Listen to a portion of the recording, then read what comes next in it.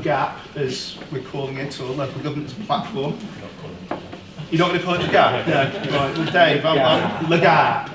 So, without further ado, I'm going to hand over to Mr. Gavin Beckett, who is your Chief Enterprise Architect, not Chief Technical Architect. No, not at all. And, okay, so I'll kick off, and I'm going to do my best to cram everything into 25 minutes, and Nick's going to shout at me from the back or wave furiously if I'm running out of time.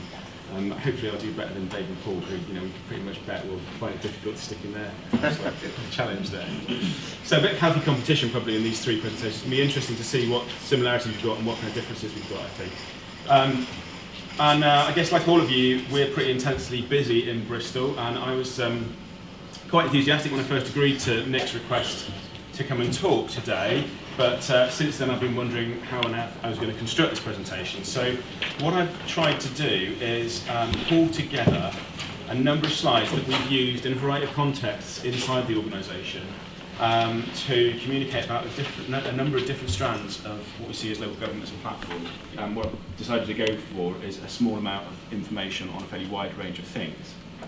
So I'm going to talk about 4 topics for the next 25 minutes. I'm going to cover what we think local government as a platform is, and I think that's really important to set the context for then what our response to that is. And I'll look at the elements of local government as a platform and our early thinking on the architecture that it requires. And then I'm trying to be clear about what we've actually constructed, what we actually built, rather than just a kind of the plan or the blueprint, but actually what have we built over the last couple of years, and then what do we need to do next, because there are still massive gaps in our approach to GaaP. So that's what I'm going to try and cover. Okay, so I want to give you some caveats before I dive in, and I want to be clear first of all that there's only one view of local government as a platform, and obviously it's one that I think is important. I wouldn't be standing here sharing it with you if I didn't think that. But I'm not trying to convince you all that it's the only way to think of local government as a platform. And indeed, it's emerging thinking within Bristol. I'm not trying to suggest to you that this is the position from Bristol City Council. This is constructed from a number of snapshots across things we've done to date, progress we've made. We've got a long way to go. And I also need you to understand this is not fully formed council policy. You know, what I'm saying here today is not what we've taken to cabinet and agreed this is what we're doing. It is emerging thinking. And then, as I said, I've gone for breadth of coverage rather than depth, and I'm, even then can't cover everything that we're doing in 25 minutes.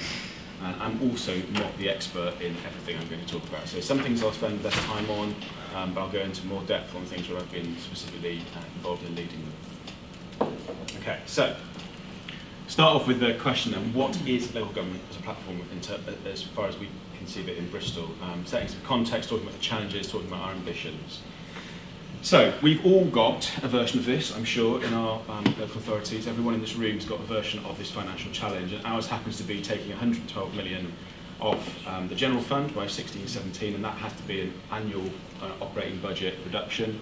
Obviously that will change in terms of the exact figure based on inflation and unavoidable pressures, etc. But that is the kind of quantum we've got to take off. And to put that in context, 3 years ago our operating budget was about 400 million. So we've delivered a sizable chunk of that in the last 18 months, but we've still got quite a bit to go. And we know it's going to get harder. We all know from the spending review that, so we've taken out 25%, probably it's 30% over the next 3 years. And we've all got a choice to face. So do we just manage decline? Do we accept that the Barnett graph of doom is the inevitable future for our organisations, or do we do something different? And in Bristol, what we've chosen to do is to do something different. We want to drive efficiency, first of all. Then we want to be able to collaborate more effectively with our partners across the sectors in Bristol. We want to look at generating income through new ventures like Bristol Energy Company that we set up recently. We want to focus on intervening early so that we can reduce the escalation of people's needs and we can reduce cost. And then we want to become a different kind of organisation that is a government platform that connects us to the sources of capacity and creativity in the city. And that's critical. When we have far fewer resources, we have to find ways to tap into the resources of the entire city, which obviously has a far greater capacity than we would have on our own.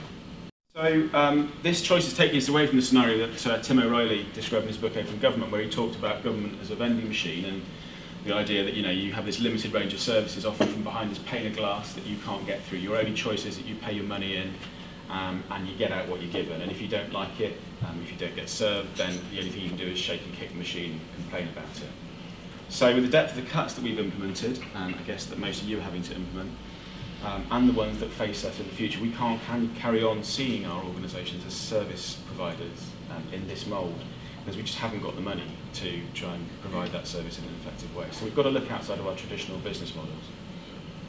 So we don't have customers, in fact, do we? We have citizens, and we want them to be active citizens who are engaged in their lives and communities. Well, they are engaged in their lives and communities. People just are, obviously. It's something that we have to recognise and try and get away from that kind of paternalistic viewpoint. We want to find ways that people get a different experience of their council. So obviously we do carry on providing services, and where we do provide services, we want people to experience those in a very simple way. We want people to get effective digital information, advice and guidance. We want them to have a very simple experience of applying for, paying for, reporting issues. And then as we go around this wheel, which we think about as a sort of journey to digital through our citizen platform, we think people also expect us to relate to them in a different way, an intelligent way. And the way that they experience from large organisations like Amazon and other similar digital age organisations. They think of us as part of government, and they assume that we've joined up all the information that they've given us over the years, even though we haven't. People's experience of good digital services in the consumer space then lead them to expect that they can do the same kinds of things with government services. They should be able to track the status of things that they've requested, get proactive notifications about things that are about to be delivered. They also expect to be able to self-assess and to comment and to rate services. And then beyond all of that, people obviously want to find other people who are facing the same kind of issues together. They want to be able to connect with them, share their experiences, find out how the people have solved the problems that they face. And they want to engage with organisations like councils to redesign services around their needs. So these are all things that we see as key components, or key user needs essentially for a citizens' councils and platform sort of approach. Okay, so that means that if we're going to allow people to do that, rather enable people to do that, we've got to provide a very different infrastructure. We need a citywide accessible digital platform that gives citizens that full picture of what's going on, which is very different from the traditional internal kind of technologies that we've used to invest in. So I'm going to move on now to looking at the architecture that underpins that. And I'm going to do that first starting off looking at some of the business aspects of it, and then talk about data and technology and digital services. So if we want to be a platform type organisation, we have to ask the question of what do platform organisations do. So we've been having this conversation in Bristol, and I wouldn't say we've got it all nailed at all. We're just trying to understand what it is that's different about platform organisations from a traditional local government providing services. So we've picked out sort of 8 things that we think are particularly key to the sorts of capabilities that platform organisations have. And I won't talk about all of them, I'll just pick out a few things. So one thing that a number of platform organisations do is that they identify and then harness latent capacity. They make it possible for resources that weren't tapped previously to be offered to meet needs. So, an example that people often talk about is Airbnb, which found a way to get people with unused space connected to people who need that space. If you're going to start creating new markets, you've got to have to tackle issues of trust and confidence. So people are going to be unwilling potentially to engage with those sources of supply if they don't know how to trust them and aren't clear on what level of confidence they can have in buying something or going to use a service. So platform organisations are going to have to develop ways of providing sources of reference, whether that's people like TripAdvisor or other service providers who provide rating services and commenting and narrating sort of ability. And they're going to then need to help to demonstrate that trustworthy behaviour is engendered and is made visible. And then running through all of that stuff is another dimension around on the left-hand side there, the capture, sharing, analysis of data, so that the public and service providers are better informed, but also so that the platform organisation itself can spot patterns and try and predict and intervene and shape what's going on. So, turning from that then, so we need to then think about what kind of components the platform has underneath this. So we're thinking of three main elements to the digital platform. Part of it's about data infrastructure, part of it is about city operations system, and then part of it is about digital services and the infrastructure underpinning those. And I'm going to touch briefly on open data and the city operations system, and then talk in more depth about digital services infrastructure, because it's something I'm more deeply involved in. My colleagues in our Bristol Futures division have been leading on our open data work over the last few years, and that's culminated over the past 12 months in the publication of over 100 data sets on our pilot Socrata platform. I'm not going to get into detail on this aspect of the platform because I haven't been as heavily involved in it, but I just think it's really important to absolutely position this as part of a platform approach. And I think you can all see, I hope you're all aware, that the ability to publish data on services and demand and environmental and transport related type issues from whether it's from sensors or from other sources, that directly contributes to several of the features of the platform organisation that I just mentioned in terms of how do you actually access data so that you can then act on it. So that's a particularly important piece of work, and I'll touch briefly later on what we're doing next around that. So the second thing is the future city operations service. Now this actually is a picture, a concept picture. It's got quite a lot of detail in it, but it's not actually been created yet. So I'm just sharing with you the kind of vision of what we're wanting to put together. So we're looking at connecting a number of systems together with the aim of improving our ability to act in the city, to improve livability. It's a horrible word, but I suppose what we're trying to say is it's not about surveillance and Big Brother, it's actually about improving people's living conditions. So whether it's their ability to travel around the city, whether it's their ability to do something about air pollution or to be aware of air pollution, it's those kind of things.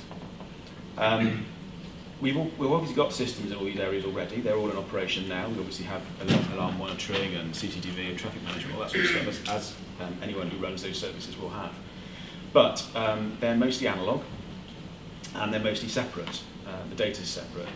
So we've just begun a project that's going to replace them with digital services that will be able to interoperate and that can combine data together to enable a more intelligent operations centre that's going to be able to use data for internal predictive analysis, but also, critically, publish it as open data so that the public, partners, businesses can use that data to understand what's happening in the city and then harness that capacity of the city and the creativity in the city to do more than we as a council could hope to do.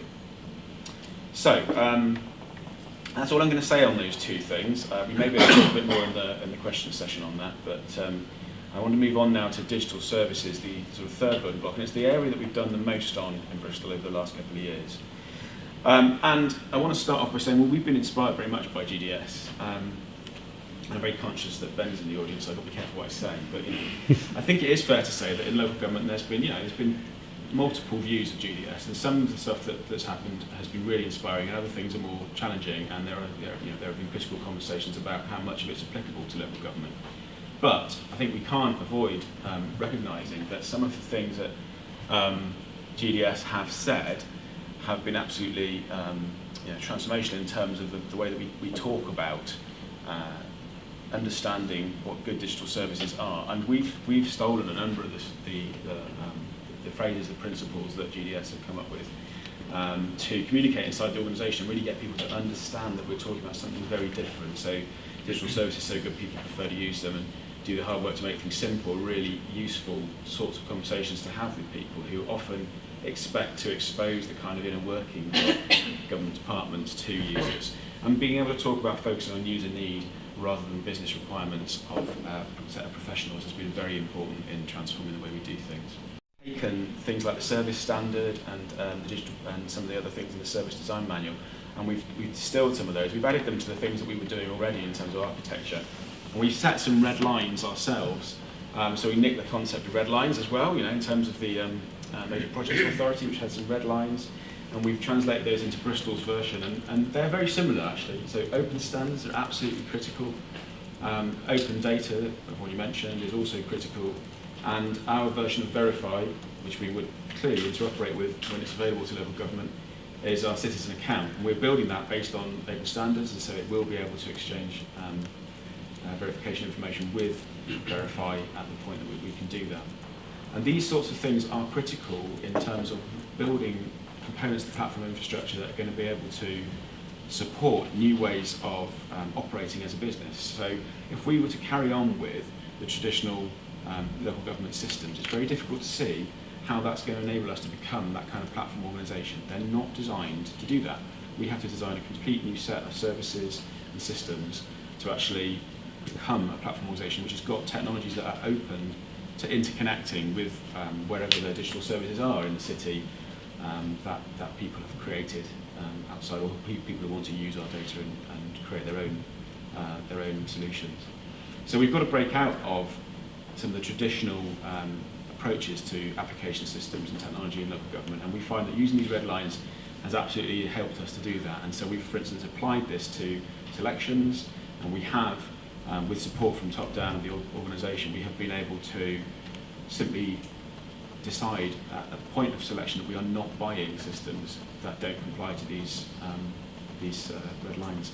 And that's led us into, in some cases, developing our own solutions, in some cases buying new services from GCloud and testing those for their openness and their ability to interoperate. And in some cases, sitting down with the vendor and talking about what they've got in terms of APIs and how well they operate and whether we can actually implement them and then still work with the traditional business systems but through a new pattern. So, and again, we can maybe get into that in a bit more detail in the questions and answers. And try and give you a sense of how we think about the different sort of components of our technical platform, or our digital platform, and then I'll talk to you about what we've used to build, to map onto those components, and then I'll go through exactly what we've actually constructed since then. So, this diagram is kind of a work in progress. It's not by any means finished. I sort of put it together to try and map out what all the components are that we've been putting together. And it kind of covers the platform organisation, but to be honest, most of it is centred in providing digital services as an organisation. So it's a journey. We're on our way, but and I think there's more work to be done.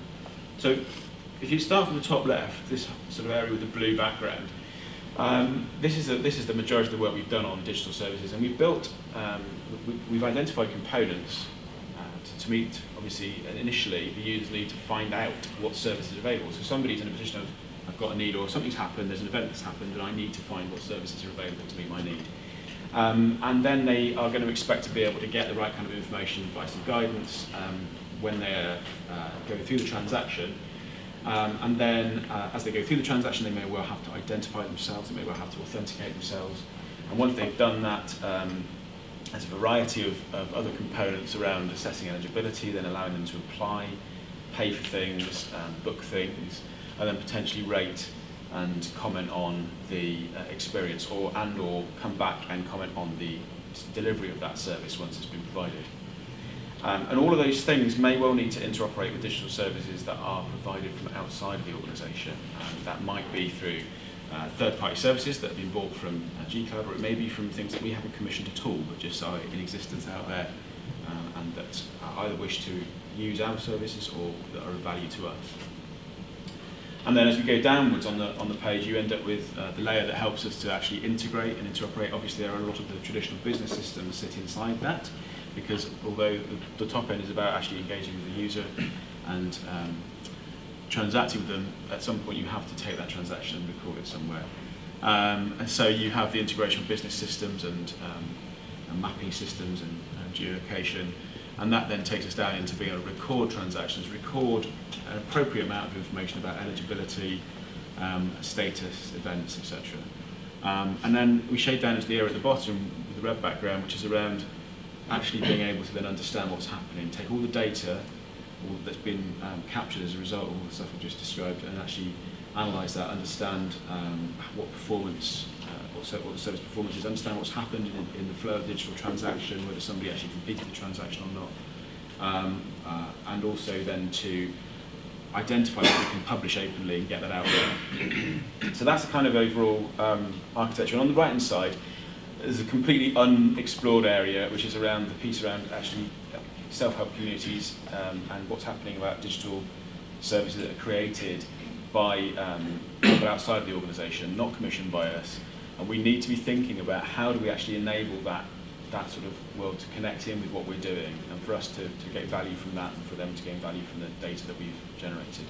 But it's an area we haven't fully explored yet. So I just wanted to quickly show you what we've then mapped onto that in terms of technology. So I won't go into massive detail here, but an awful lot of what we've done is based on a core LifeRate platform, which is an open source, open standards based portal essentially, which helps to manage the content and host the digital transactions. We've then plugged in a number of services. We've bought services on G-Cloud for booking, for payments. Like many people, we have Esri's GIS services for our place-based information. We're developing APIs. We're using Tipco integration product. Many of the third-party systems provide REST APIs now, so we're using them. We use ForgeRock's Open Identity Suite for our citizen account identity authentication piece of work, and that gives us that standard support that we'll be able to then plug into other forms of identity management at a national level, and also global providers, social login, etc. And then, like many of you, we have systems from Northgate, Civica, etc. In the business systems layer. We have Socrata down at the open data platform layer, and then also Salesforce, which I'm sure you'll hear a bit more about later on today. Salesforce is in use in Bristol as the CRM system and providing us with the ability to build apps on force.com when we need to.